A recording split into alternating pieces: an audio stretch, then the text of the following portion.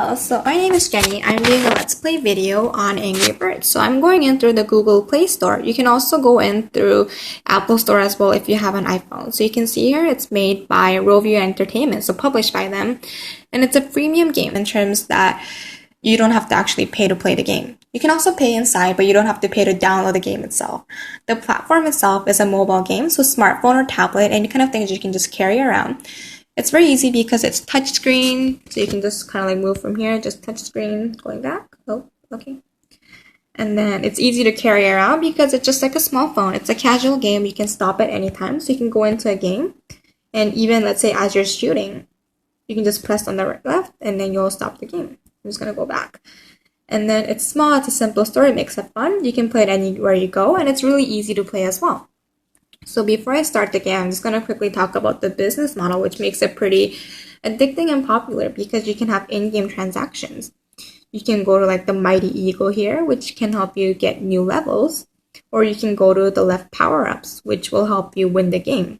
So because you'll become really powerful, you might hit better, you might kill them better, you can use less birds, so it'll be really helpful for you.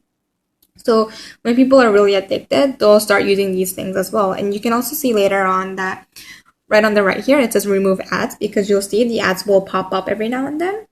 So I'm just going to talk about it as I play. So it is pretty popular because first, it's free. Everyone loves free things. It's easy to play. It is difficult in a sense. The game, like how to play is easy, but to think about it is pretty difficult. So it really makes you hooked on it. This one you can see here, one of the 14 forms of fun is comedic. Comedic because the sense that these birds are trying to kill the pigs because they're angry that they stole their eggs. Oh, okay, you can see the advertisements here, so you can just cross that in 5 seconds.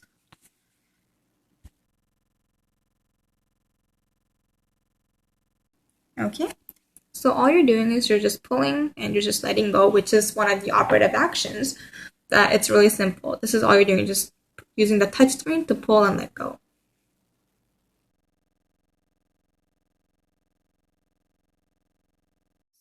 Why is it so popular? Because more apps are coming out of it nowadays because it's consistent. So it does get a lot more difficult, but in the beginning I wanted to talk about the MDA model, first being the mechanics. So I'm just going to talk a little bit about it, just like the objects. The first, there is a lot, but I'm just going to talk about one or two, would be the birds. So these birds here, they have different attributes and they have different states of it, but I'm just going to talk about just like one of them, which should be the ability. So you can see here that the red birds, they don't really do much. You just shoot them. That's kind of it. But I'm going to go back here and I'm going to go to a different one, which is a little bit more difficult. I'll go to here and you'll see there's a bunch of, like the game itself does get a little more complicated with the whole idea of it being a puzzle. But you can see here that there's like these little blue ones. So you'll let go, you'll shoot, and then these one will turn into 3 little ones. Or the yellow one you'll shoot, and they'll go really fast when you tap on the screen. So these are static, but in the sense they're also dynamic because they stay the same unless you actually tap on the screen. See, so if you don't do anything, they'll just be little birds. So the other one would be the slingshot. I've already shot all of it, and I failed anyway. So the other would be the slingshot, where you can just swing it anywhere you want. The attribute would be pull or not, which is dynamic because it might be pulled at one point, it might be not, and I'll just shoot that. The actions are operative in the sense that you're just pulling, letting go, or pressing or tapping on the screen whenever you want. But the resultant action might be how far you stretch or what you're aiming for, which creates emergent gameplay where you develop strategies to win without using much birds, because the goal is to kill all the pigs using the least number of birds as possible. So the D part of it, being the MDA model, is dynamic, which is related to kind of the strategies. So for example, if you have one with the bombs, so these ones don't, it's just the regular ones, you might want to try aiming for the bombs first. The second one is aesthetics, which is enjoyable. So like mentioned before, there are the sound, and the chances are limited because you don't have a lot of birds in different ones, in different stages. So you have different birds with different abilities, so it makes it a little more fun because it makes it intriguing in every different levels. The next one, I'll try to find a different one, a little more difficult one. Maybe this birthday party one.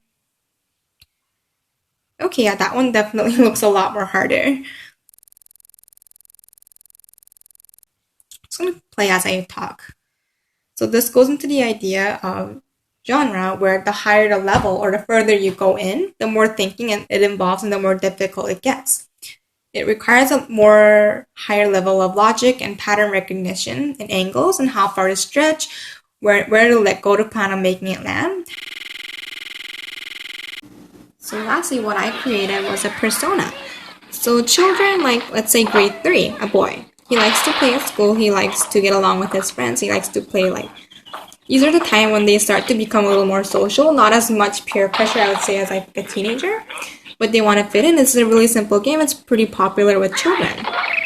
So it's really simple. You're just pulling and you're just letting go. So it's really simple. And then the goal of it for him would be to just fit in with his friends, to be like the cool kid.